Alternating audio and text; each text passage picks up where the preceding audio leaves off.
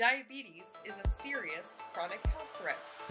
Diabetes. Type 2 diabetes. With diabetes. Type 1 diabetes. Diabetes. About diabetes. Diabetes. Anything can go wrong. Pre-diabetes. Diabetes. Diabetes. Diabetes. It's amazing how much everything affects your blood sugar.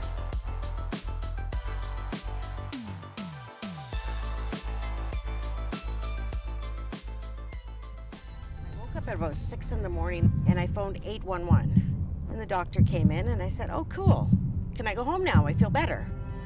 And he looked at me and he said, "You just had a heart attack." I was young. I was 35 years old. Like, who has a heart attack when they're 35?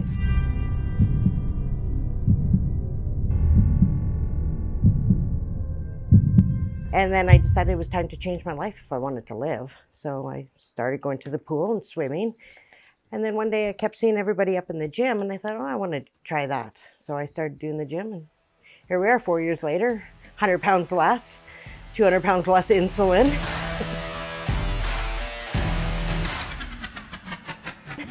Doing a lot better, yeah.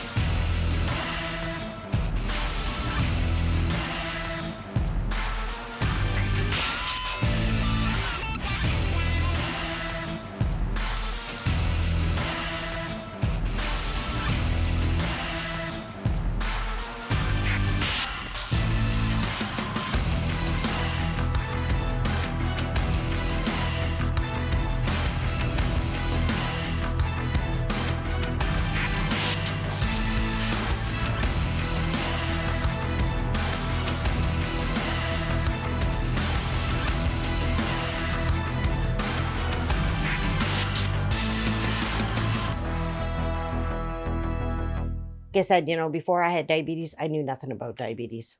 Until I got it, I educated myself because it was now part of my life. It was in my world and I have to know about it.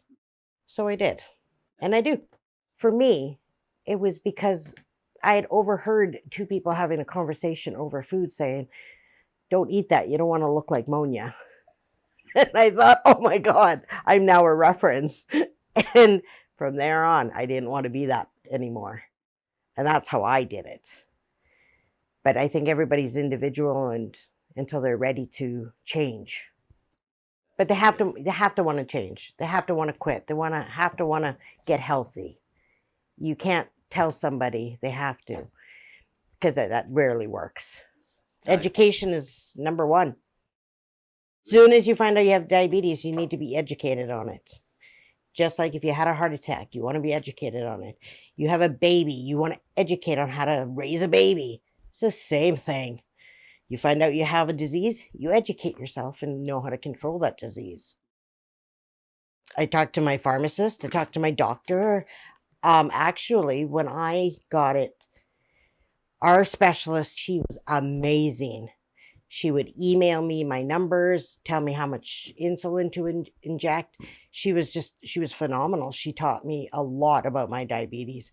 And then the rest I Googled, looked it up on the internet, knew how to check my numbers, knew what my number range should be and knew either eat less, eat a little bit more, whatever.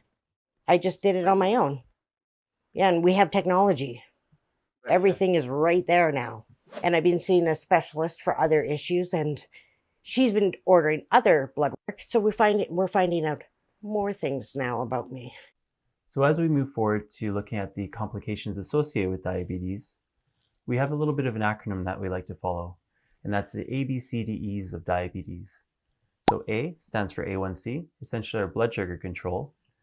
B is for blood pressure, C is for cholesterol, D is for drugs, E is for eating and exercise, and S is for self-management, screening, and stopping smoking. When we put that in a nice little package and are able to follow these rules, we're able to drastically reduce the incidence of some of these complications that are associated with diabetes and continue to live a long, healthy life, even if we're diagnosed with a condition. I get my blood work done every 3 months for my A1C. Yeah.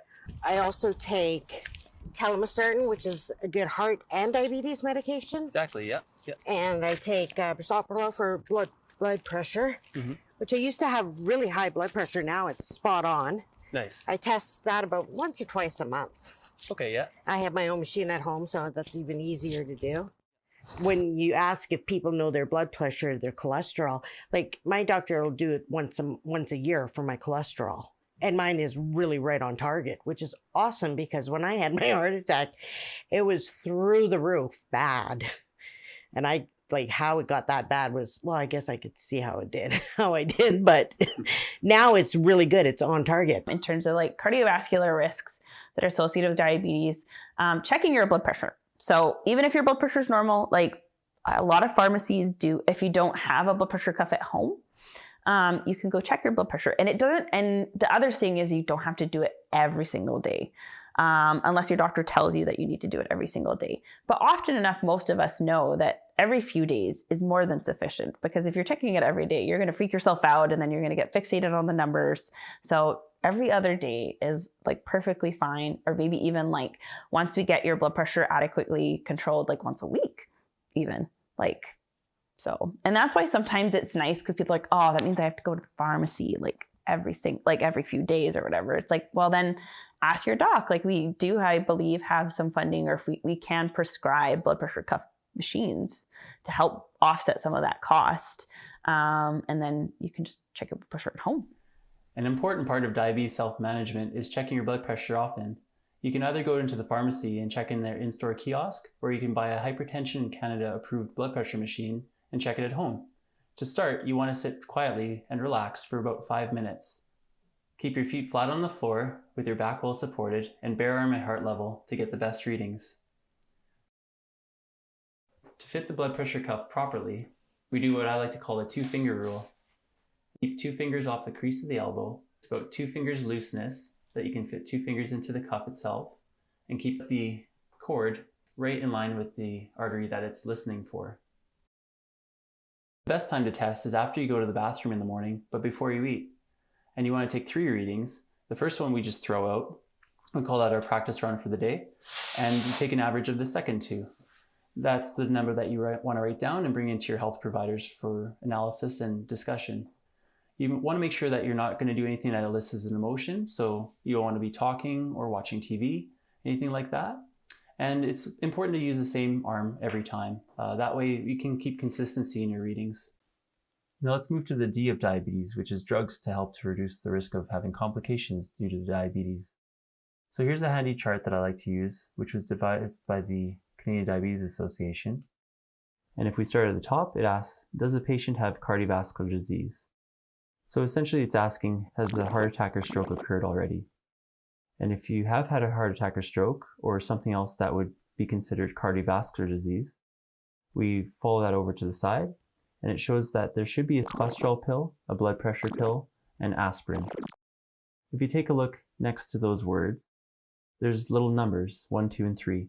So we have to follow that to the bottom to see exactly what they mean. So essentially they're saying if your bad cholesterol is not less than 2, we need to add therapies to help to bring that number down, that we don't remain at an increased risk of having cardiovascular disease. There's only 3 blood pressure pills that have evidence in diabetes populations to actually reduce the risk of heart attack and stroke. Other ones may have benefit, but we just don't have any evidence to support that. But it's helpful to know that if you're on a blood pressure pill and you have diabetes, you might want to see if it's one of these 3 options here, perindopril 8 milligrams, ramipril 10 milligrams, or telmisartan 80 milligrams. Because if you're not, it might be worth a discussion with your healthcare providers just to see if you might benefit from one of these options instead. The 3 next to ASA basically says if you've had a heart attack or stroke in the past, you might benefit from ASA therapy or aspirin therapy. However, if you've never had a heart attack or stroke in the past, ASA therapy may not be that beneficial for you and actually increase the risk of harm versus the benefit that you would get from it. So it would be worthwhile to talk to your healthcare provider to ensure that if you are on aspirin, it's right for you to continue. This actually kind of goes from an old guideline to say that everybody with diabetes should be on aspirin. However, as future studies came out, it shows that there's really not much evidence for aspirin if you've never had a heart attack or stroke in the past. So as you move down the list, you can see why it's not included.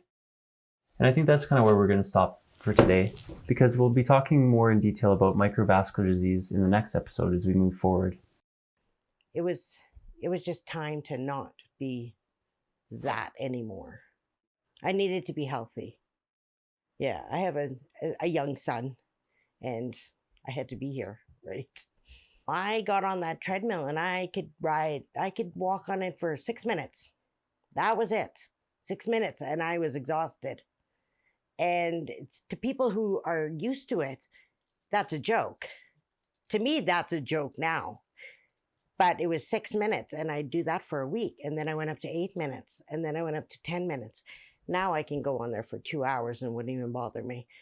But yeah, in the very beginning, everything was brand new and it hurt. Like, it physically hurt to do it, or I couldn't breathe because my body wasn't used to any of the exercises I was doing. But now, like I said, I can ride a bike for an hour. It wouldn't bother me. I can do the treadmill. I can lift weights. Whereas, yeah, in the beginning it was hard. And you want to quit because it's too hard. But you just have to push yourself and not quit. With the diet and exercise, it made me drop over 120 units of insulin. Yeah. So that was a lot. Patients come in to see me and they often ask me, like, where do I start? How do I begin this journey of getting my health back? And I refer them to the Diabetes Canada website and their guidelines being doing aerobic exercise 4 to 5 times a week, and that's 30-minute bouts, so a total of 150 minutes a week of aerobic exercise, and that's moderate to vigorous exercise. There's a lot of research around high-intensity interval training being really effective. So for those of us that aren't able to, do these long 30-minute bouts or more of exercise, you can do shorter bouts of vigorous intensity exercise. For instance, like, say, riding a bike for 30 seconds or a minute at a high level, taking a minute to 3 minutes break in between and doing a few repetitions of that is just as effective as, doing long-term exercise. So for those of us that are like me, where I want to get as much out of it as quickly as I can, that's a good option for us. And then with resistance exercise, we want to be doing that 2 to 3 times a week, just helping to build some strong, lean muscle. When you start exercising, it can be daunting. So just, you got to start easy. Just start low, go slow, build up gradually. So even starting with 5 to 10 minutes of activity is a good way to start. And it's really important as we get back into the setting smart goals. So, what am I doing this for? Who am I doing this for is really important to take into consideration. And it's really hard. It's a struggle for some of us to accomplish these things by ourselves. So reaching out to groups of people that are going through the same situation, finding that support, and they can help people with, the stress and mental anxiety and all this around these conditions. So having that support group only helps to build build what you're able to do. I do my workout upstairs in the gym for an hour and a half. That's where I work out hard. Yeah. And then I go down and I swim for an hour and a half. And that's more gabbing, social, just having fun. But that's what it's all about. That's right. Yeah. That's right. Because you have to have that. Yeah, exactly. Yeah. Find the things that you enjoy doing, because right. then it doesn't seem like so much work, right? That's right. Like I said, it doesn't become, oh, I got to go to the gym again. Yeah. It's, oh, I got to go do what I got to do. Oh, totally. Yeah. Yeah. And I mean, if you can kind of like combine that socialization that helps with the mental health aspect. That's right. As well as the exercise. So. That's right. Yeah. And then you can compare notes with other people, and you find out people in a similar situation. It's easier when you hear and you can relate. Yeah, absolutely. Then you can help. Yeah. Or you can get information you didn't know about. I would say sedentary lifestyle is kind of one of the biggest things that I see. Excess weight, sometimes even for adequate blood glucose control, and people that have polycystic ovarian syndrome, losing 5 to 10 pounds is what helps them regulate their hormones, what helps regulate their periods again. So it's similar in diabetes as well. Keeping that excess weight off, staying active, like getting that plaque out of your arteries and not deposited there, I would say is kind of the big one. The other one I treat fairly frequently is people who have suffered a stroke as a complication of being a diabetic. And there's multiple layers to having a stroke. For instance, one of my patients that I was treating had lost the ability to walk.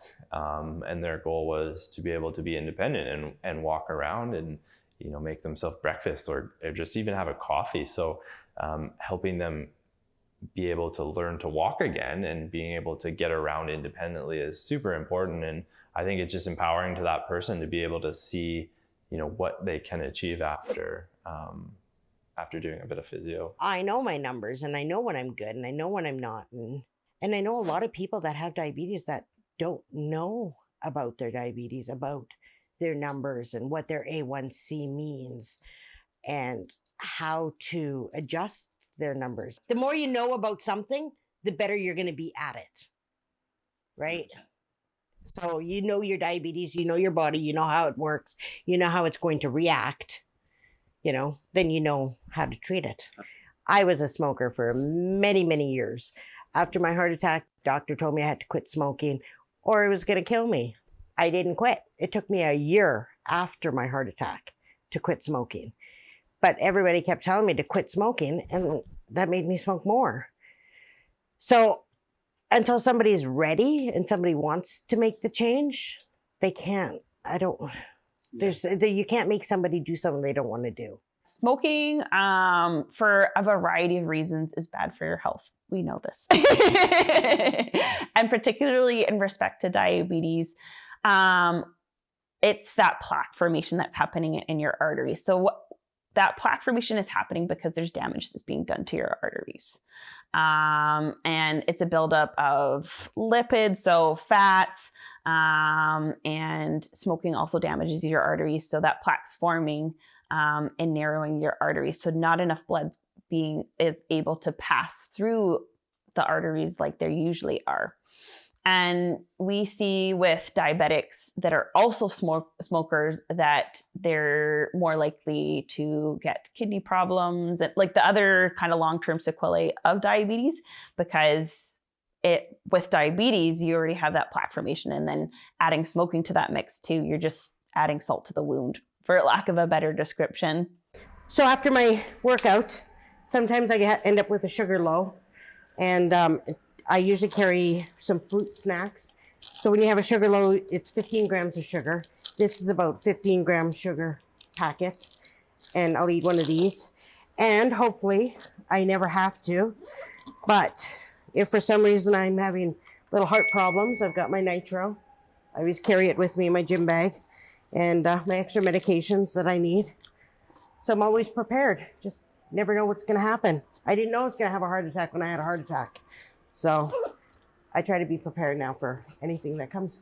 Diabetes is not a death wish. It's not a death sentence. You might die from complications due to other interactions. But diabetes alone, if you can figure out your numbers and you know how to manage it, you shouldn't be losing a foot or a limb or anything. Anybody tells me that they've gotten diabetes, or find somebody you know who has diabetes or has diabetes who's had complications and gotten over it. I like to help people out at the pool, people that I swim with and have just either become diabetic or have been diabetic and don't know how to control it. I help them out. I tell them, this is how I do it.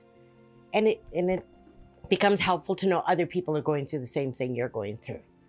And it's nicer to know that, okay, I messed up in the beginning, I can fix it. It's something that can be fixed. But education is the number one. You got to educate yourself, whether it's through other people who've been through it, or computer, doctor, pharmacist. Find somebody who knows about it and talk to them.